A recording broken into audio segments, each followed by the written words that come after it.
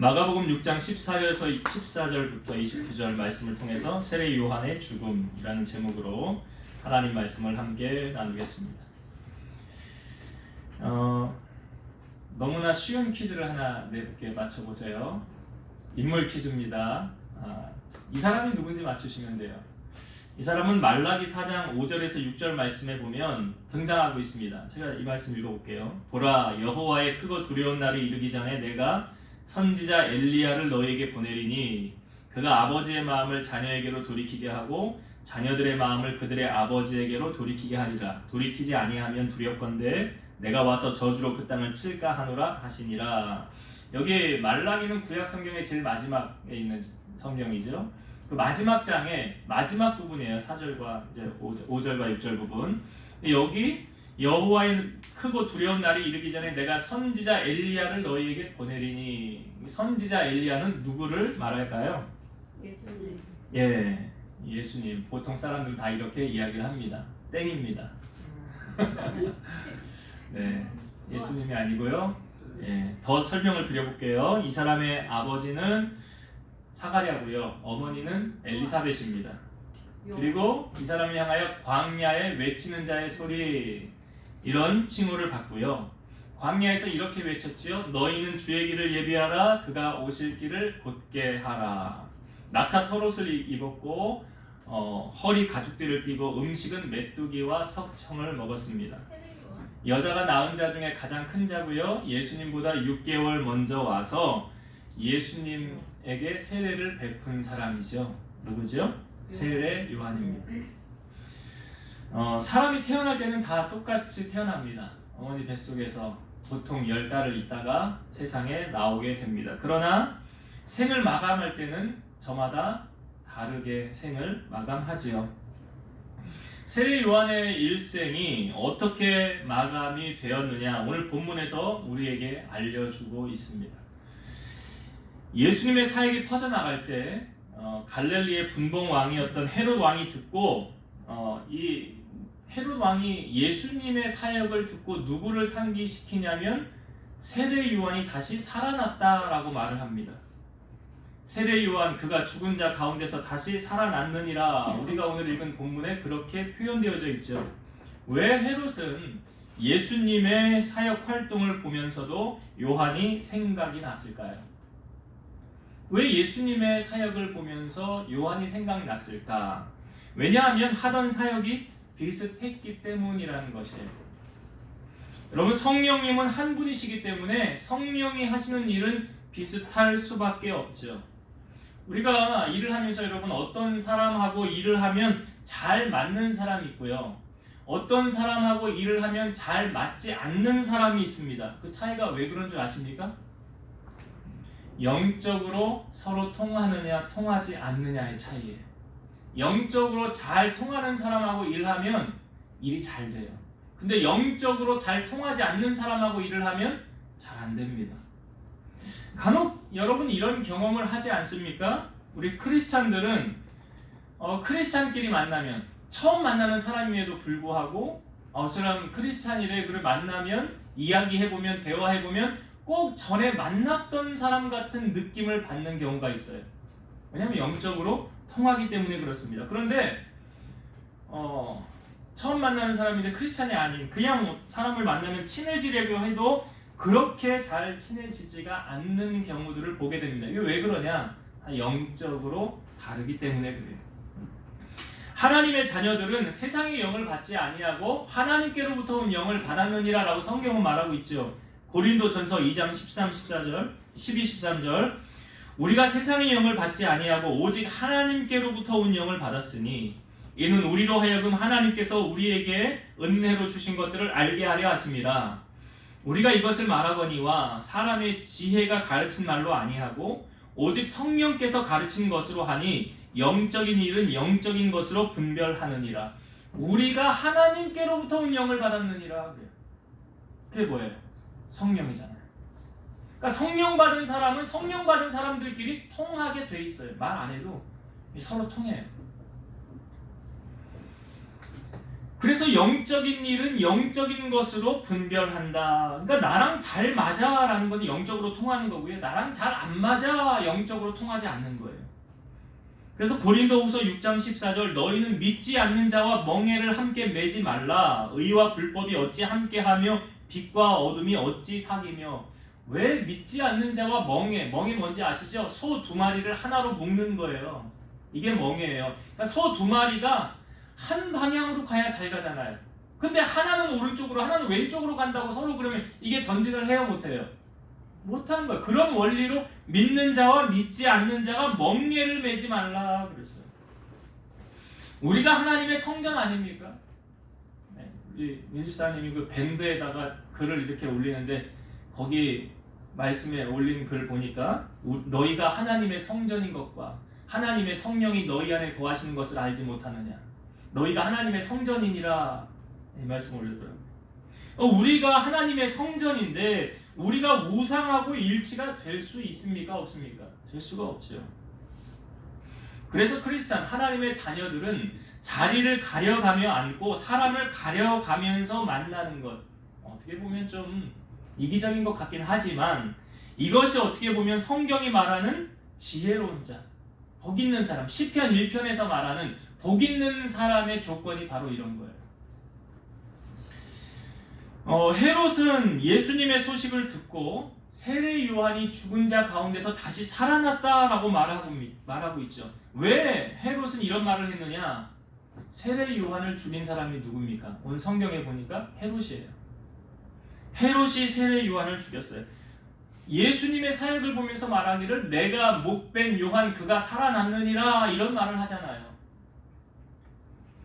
헤롯이 그러면 요한을 어떻게 해서 죽이게 되었느냐? 먼저 우리가 이 내용의 사건의 발단을 좀 알아야 되죠. 아니 어떻게 해서 왜 뭐 때문에 세례 요한은 죽게 되었을까? 자, 오늘 우리가 읽은 본문에 17절부터 한번 다시 볼게요. 자, 마가복음 6장 17절부터 제가 읽어볼게요. 전에 헤롯이 자기가 동생 빌립의 아내 헤로디아에게 장가든 고로 이 여자를 위하여 사람을 보내어 요한을 잡아오게 가두었으니 이게 무슨 내용인지 아시겠습니까? 헤롯이 자기가 동생 빌립의 아내 헤로디아에게 장가들었더라. 이게 무슨 말이냐면 헤롯 왕이라는 그 초대 왕이 쉽게 말하면 로마에서 임명한 유대의 초대 왕이 헤롯 왕이에요. 그러니까 예수님 태어났을 때 당시에 만 2세 미만의 남자아이들 다 죽여라 명했던 사람이 누구냐면 이 헤롯이에요. 근데 그 헤롯이 이제 자녀들을 낳았는데 자녀를 여럿 낳습니다. 그 여럿 낳은 자녀 중에 아킬레오하고 헤롯 안디바는 형제예요. 그리고 여기서 말하는 이 빌립은 이복 형제예요. 그러니까 헤롯이 아버지이긴 하지만 어머니가 다른 거예요. 그러니까 여기 오늘 본문에 등장하는 헤롯은 헤롯 안디바고 그 17절에 나오는 이 동생 빌립도 헤롯의 아들인데 이복 형제.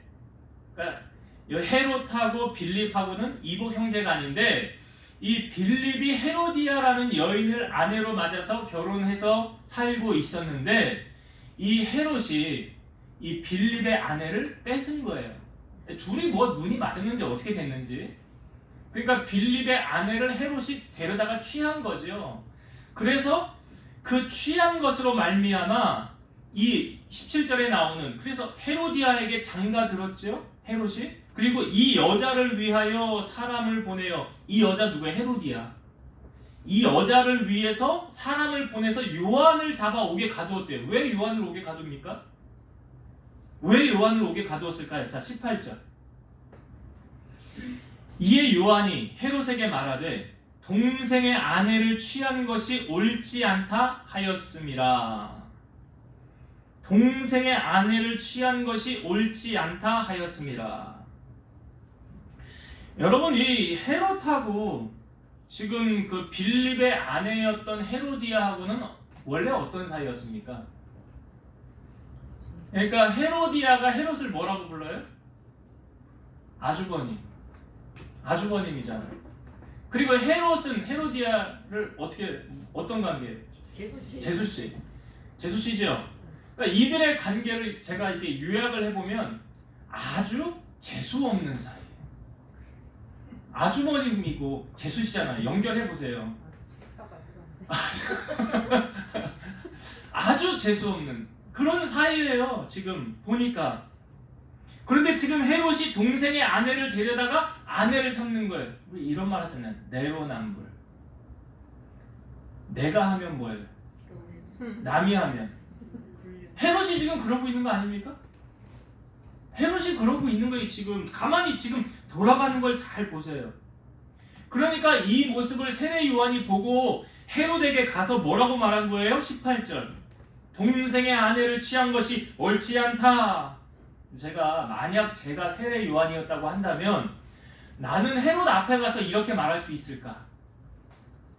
헤롯 지금 어떤 대상입니까? 최고 권력자예요.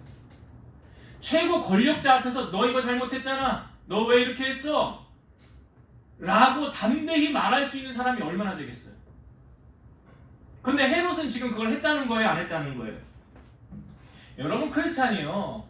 세상하고 타협하지 말라는 부분의 말이 뭐냐면 바로 이런 거예요. 우리가 세례 요한처럼 살아야 되는 거예요. 이게 타협하지 않는 거예요. 말씀에 비춰보니까 이거 아닌데? 그렇게 하면 안 되는데? 그러니까 세례 요한의 최고의 가치, 가장 우선순위에 세례 요한이 모시는 가장 높으신 분은 누구예요? 헤롯입니까? 하나님이잖아요.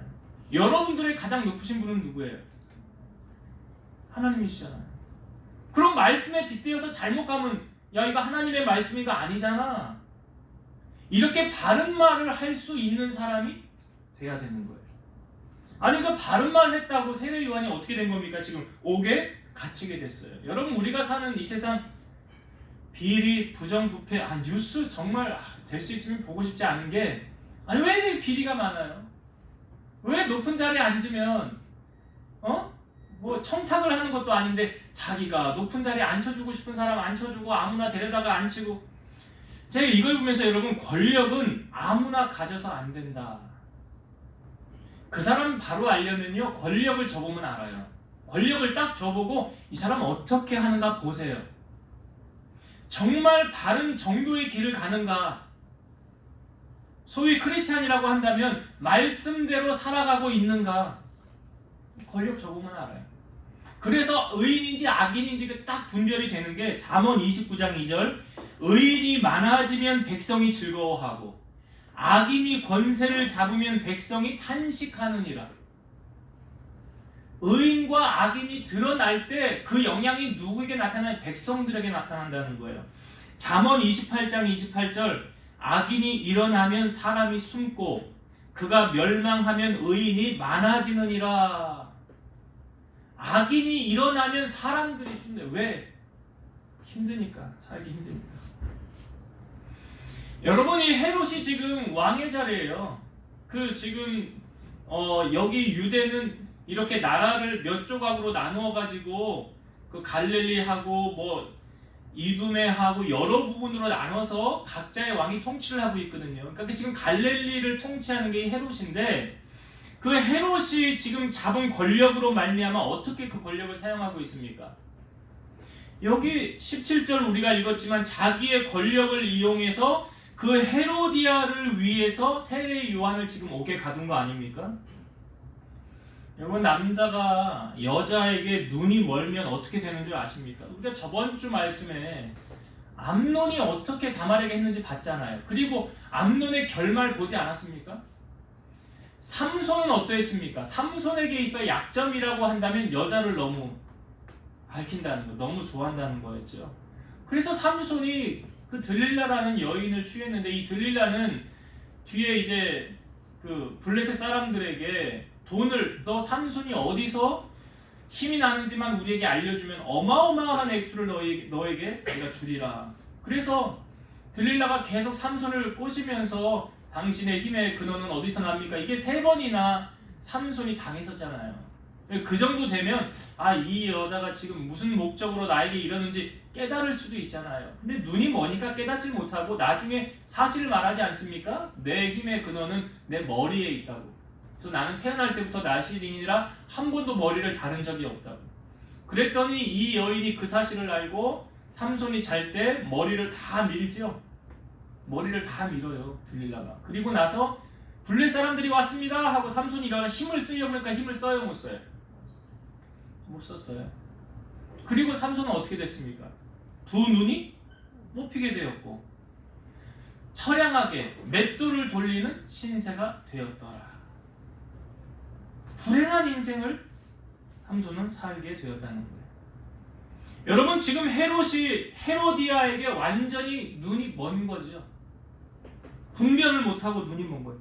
그러니까 잘못된 것을 바로 지적해주는 세례 요한, 이 세례 요한이 헤롯하고 헤로디아에게 어떤 존재였는지, 두 사람이 세례 요한에게 어떻게 되어 있는지 성경을 한번 보세요. 자, 19절. 먼저 헤로디아는 세례 요한을 이렇게 되어 있습니다. 19절. 헤로디아가 요한을 원수로 여겨 죽이고자 하였으되 하지 못한 것은. 자, 헤로디아가 세례 요한을 어떻게 여겼대요? 원수로 여겼대요. 그래, 어떻게 하고 싶었대요? 예? 예, 저는 좀 죽여버렸으면 좋겠다.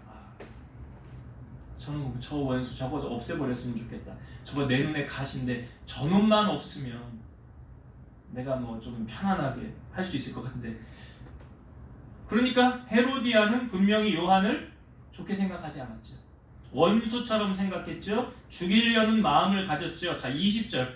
헤롯은 어떻게 세례 요한을 대했을까? 20절 보세요.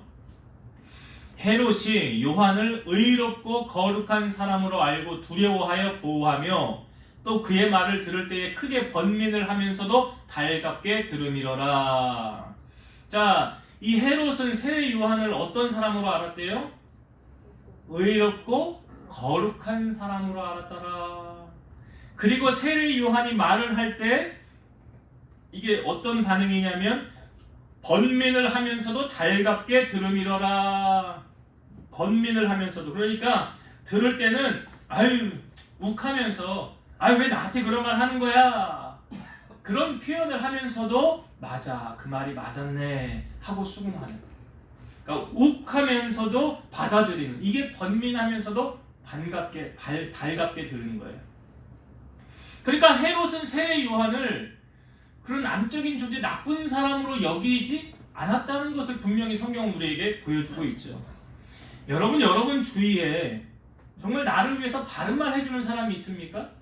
잠언의 말씀에 보면 면책은 숨은 사랑보다 낫다고 했어요. 면책이 뭔지 아세요? 면책이 얼굴에 대놓고 책망하는 거예요. 그 사람의 얼굴 면전 앞에서 야, 너 왜 그따위로 살아? 너 그렇게밖에 못 살아? 똑바로 살아! 그럼 들으면 기분 좋아요, 나빠요? 나빠요. 근데 잘못하고 있거든. 잘못하고 있어. 그럼 바른 말 해주는 사람이 진짜 이게 뭐라고요? 면책은 숨은 사랑보다 낫다. 여러분, 진정한 친구는요, 진정한 충고를 해줄 수 있는 사람이 진정한 친구 아닙니까? 그 사람이 진정한 친구예요. 진짜 사랑하는 마음이 있으면 정말 바른 소리 해줄 수 있어야 되는 거예요. 그런데 여러분, 충고는 아무에게나 하는 거 아닙니다. 잘 들어보세요. 잠언 9장 7절과 8절. 거만한 자를 징계하는 자는 도리어 능력을 받고 악인을 책망하는 자는 도리어 흠이 잡히느니라. 거만한 자를 책망하지 말라. 그가 너를 미워할까 두려우니라.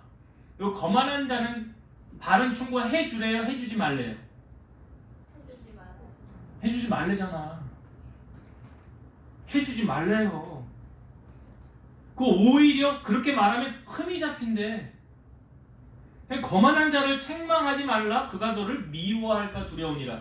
그 다음 나오는 말씀이 이래요. 지혜 있는 자를 책망하라. 그가 너를 사랑하리라. 책망도 누구에게 해주는 거예요? 지혜 있는 자. 어리석은 자에게 하는 거 아니에요. 괜히 하면 미움만 받아. 하지 마세요. 성경이 하지 말라고 그러잖아. 누구에게 권면 충고를 해줘야 되느냐? 들을 귀 있는 사람, 지혜로운 사람, 받을 만한 그릇이 되는 사람. 그러니까 지금 성경을 놓고 보면 헤로디아는 거만한 자잖아. 악인이잖아. 세례 요한 죽이려고 하는 사람. 이 사람에게 조언해주면 들어 안 들어요? 안 들어. 해줄 필요 없는 거예요. 그래도 헤롯은 요한의 충고를 어떻게 욱하면서도 번민을 하면서도 달갑게 들었더라. 여러분 주위에 정말로 나를 위해서 진정한 충고해주는 사람이 있다고 한다면 그 사람은 귀한 사람이에요. 그 사람 놓치면 안 돼요.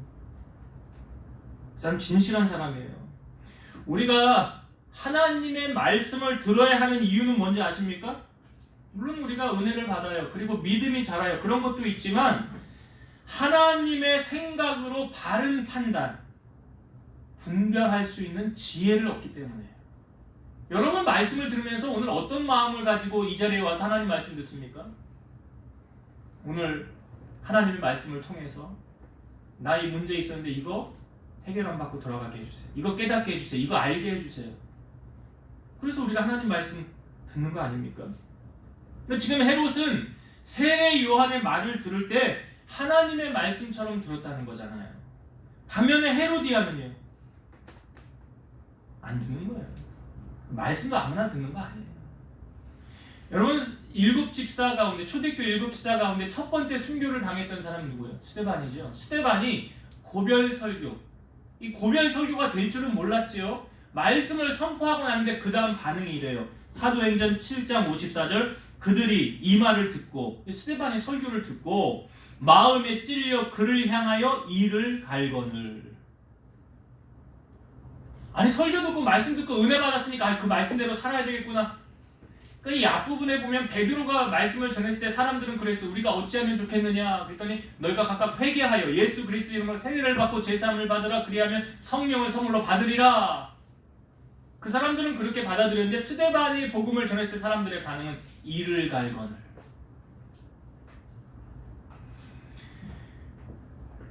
오히려 그들은 큰 소리를 지르고 귀를 막고 스데반에게 달려들어 돌을 던져서 스데반을 순교하게 만들었다는 거예요. 그러니까 복음을 거부한 거예요. 하나님 말씀을 거부한 자들이 이래요. 여러분 하나님의 말씀이 들리지 않는 영적인 상태를 성경은 흑암이라 그래요. 영적 기근이라, 캄캄하다. 그러니까 하나님의 반대편에 선 자는 하나님 말씀이 들릴까요? 안 들릴까요? 그러니까 헤로디아의 입장에서 지금 이 세례 요한 놓고 보면 이 세례 요한이 얼마나 미운 대상이겠어요. 여러분 목사님이라고요 아무에게나 다 가서 사랑받는 거 아니에요. 여러분 아십니까? 아무나 다 목사님을 존경하고 좋아하지 않아요. 이 헤로디아 같은 사람, 이런 사람들은 목사님들 말하지 않지만 속으로 싫어합니다. 그러니까 보세요. 이 세례 요한이 헤로디아에게 얼마나 믿겠어요. 할 수만 있으면 죽일 기회를 호시탐탐 노리고 있었겠죠. 저 없애버려야 되겠는데, 저 죽여버려야 되겠는데, 근데 마침 좋은 기회가 와요. 헤롯이 자기 생일에 잔치를 벌입니다. 그런데 이 헤로디아의 딸, 그러니까 헤로디아와 빌립 사이에서 딸이 하나 있었어요.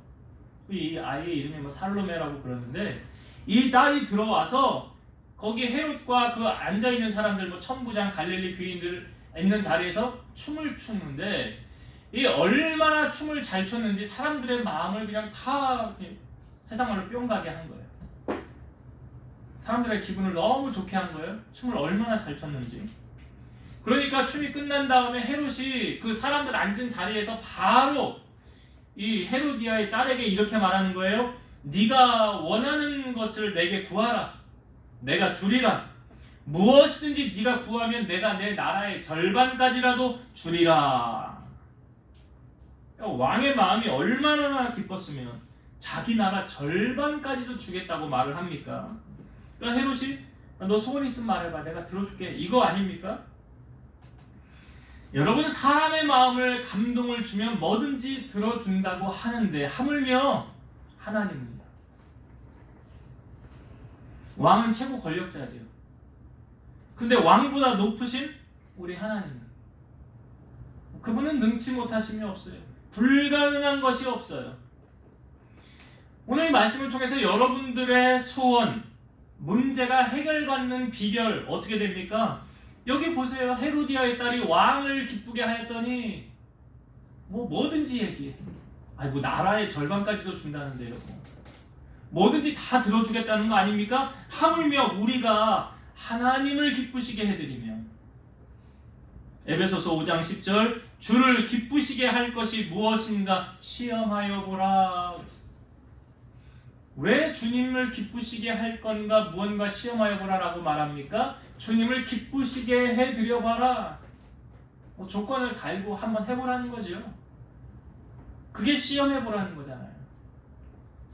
시편 37편 4절, 또 여호와를 기뻐하라. 그가 내 마음의 소원을 내게 이루어 주시리로다.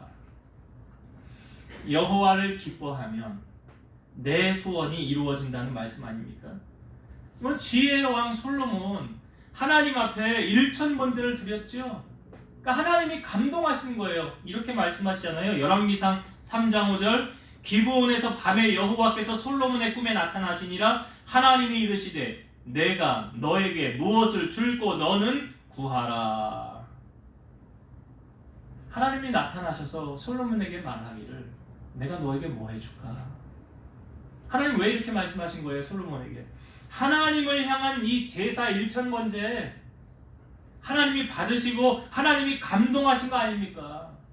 여러분 예배를 위해서 얼마나 최선을 다합니까? 얼마나 정성을 다합니까? 이게 하나님을 감동시킬 수 있다는 거라고 한다면 여기 올인해야 되는 거 아니에요?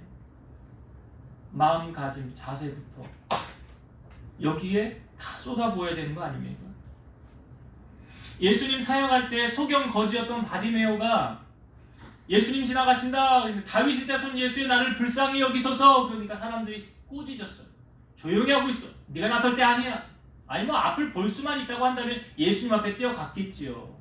못 보니까 소리를 치는 거죠. 사람들이 꾸짖었어요. 근데 예수님이 지나가시다가 저 아이를 불러와라 그래요. 사람들이 꾸짖어도 바디메오는 계속 소리쳤지요. 다윗의 자손 예수요 하고 소리치니까 예수님이 불러오라 그래요. 그를 불러왔어요. 그때 주님께서 이 아이를, 이 바디메오를 향하여 이렇게 하신 말씀인 거예요. 마가복음 10장 51절, 예수께서 말씀하여 이르시되 내게 무엇을 하여 주기를 원하느냐? 맹인이 이르되 선생님이여 보기를 원하나이다. 솔로몬에게 나타나셨던 하나님이 말씀하신 거하고 똑같은 말씀을 지금 예수님이 누구에게 하는 거예요?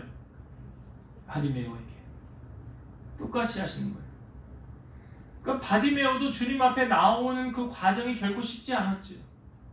그러나 그 모든 것을 극복하고 이기고 주님 앞에 나오니까 주님께로부터 이런 상급을 받게 되는 거예요.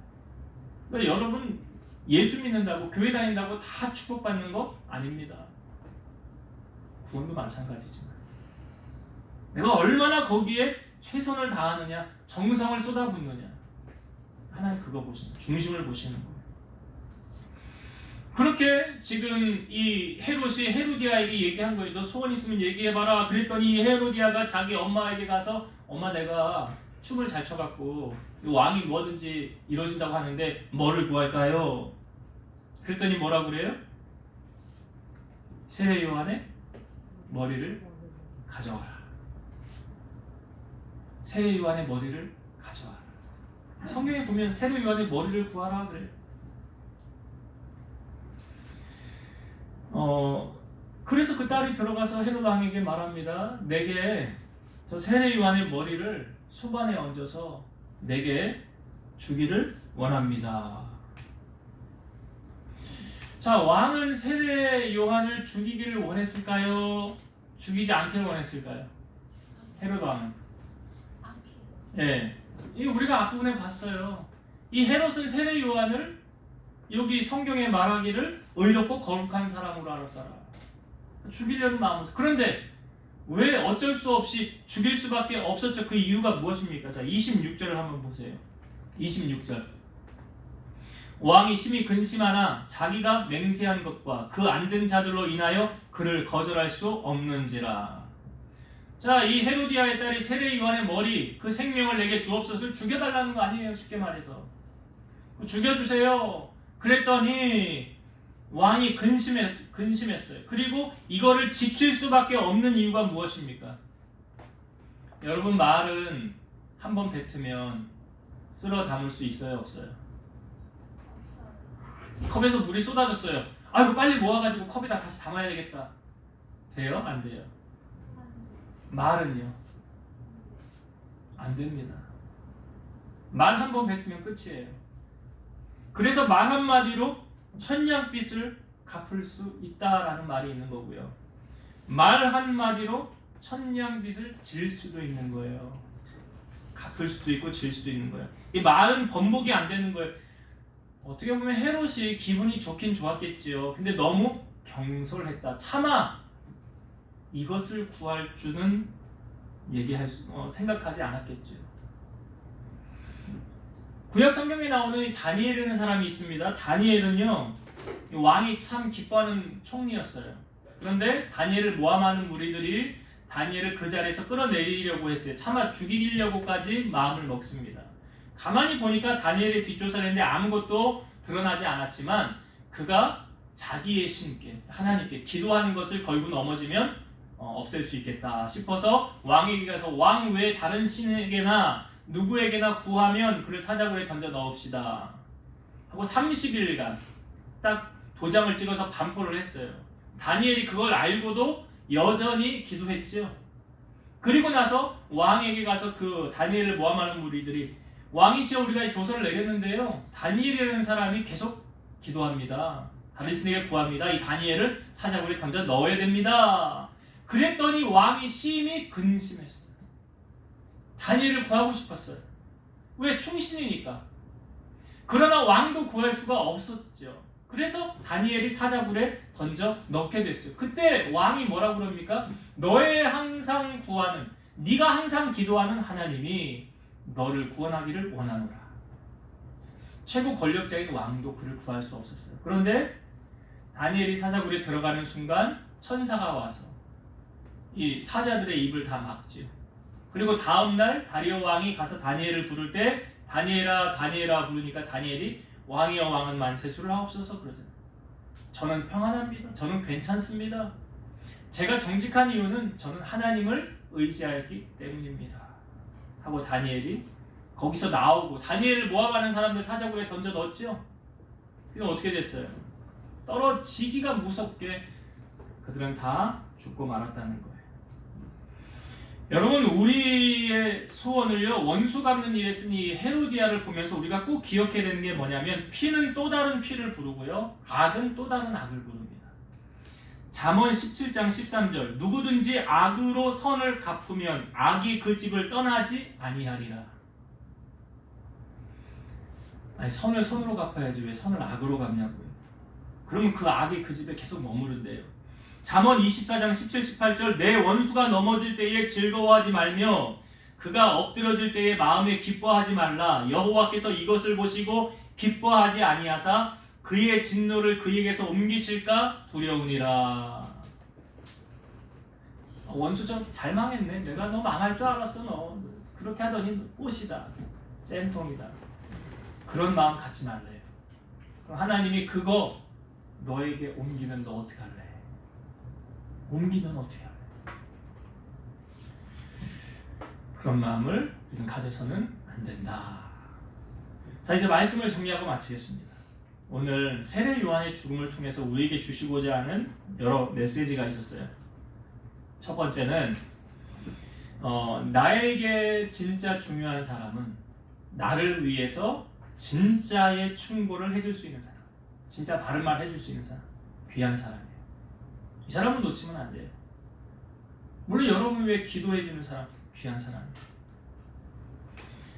그리고 충고도 아무에게나 하지 말라라고 성경은 말하고 있죠. 악인이나 거만한 자에게 충고하지 말라, 미련한 자에게 하지 말래. 오히려 도리어 미움만 받을 뿐이라. 누구에게 하라고 말합니까? 지혜 있는 자.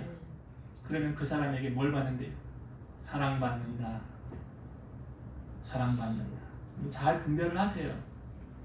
그리고 두 번째, 지금 이 헤로디아의 딸이 춤 잘 춰가지고 왕의 마음 기쁘게 했더니 소원권 얻은 거 아니에요. 소원권을 얻었잖아요.